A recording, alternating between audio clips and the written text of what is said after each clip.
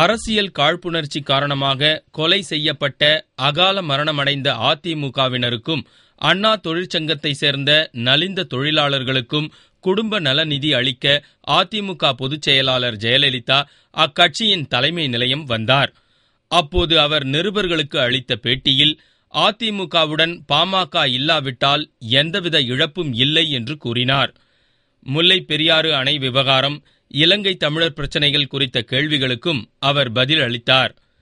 இலங்கைக்கு தமிழக எம்பிக்கள் குழுவை அனுப்பியிருப்பது குறித்து கேட்டபோது அக்குழுவில் பிரதான எதிர்க்கட்சி உள்ளிட்ட அனைத்து கட்சியைச் சேர்ந்த எம்பிக்கள் இடம்பெற்றிருந்திருக்க வேண்டும். எதிர்க்கட்சிகளிடமிருந்து முரண்பட்ட கருத்துக்கள் வரலாம் என்று கருதிய கருணாநிதி அதை தவிர்த்து விட்டார் என்றார் ஜெயலலிதா.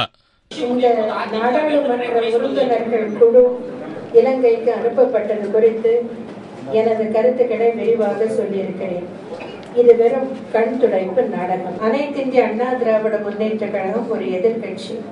நாங்கள் விரும்பினால் தன்னிச்சையாக ஒரு குழுவினரை அனுப்ப முடியாது இலங்கைக்கு. அதற்கு மாநில அரசும் அனுமதி தராது, மத்திய அரசும் அனுமதி தராது.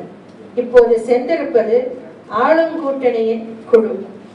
ஆளும் கூட்டணியில் திமுகவும் காங்கிரஸ் கட்சியும் இருக்கின்றன. அவர்களுடைய கட்சிகளின் எம்பிகள் தான் சென்றிருக்கிறார்கள். மத்திய அரசின் அனுமதியோடு சென்றிருக்கிறார்கள்.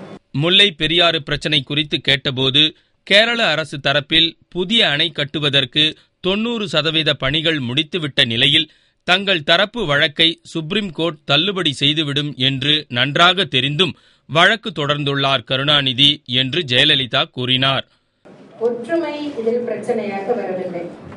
அது இல்லை. முதலமைச்சருக்கு மாநிலத்தின் நலன் பெரிதாக தெரியவில்லை. இது அரசு எடுக்க வேண்டிய நடவடிக்கை. கேரள அரசு புதிய அணை கட்டுவதை தமிழக அரசுதான் தடுத்து நிறுத்தி இருக்க வேண்டும். அதற்கு என்ன வழி என்று பார்த்திருக்க வேண்டும். ஆனால் அதை விட்டுவிட்டு தன்னுடைய குடும்ப நலம்தான் பெரிது என்று முதலமைச்சர் கருதிவிட்டதால் தான் இன்று தமிழ்நாட்டிற்கு இத்தகைய நிலைமை ஏற்பட்டிருக்கிறது. தமிழக மக்களை முதலமைச்சர் கருணாநிதி வஞ்சித்து விட்டார்.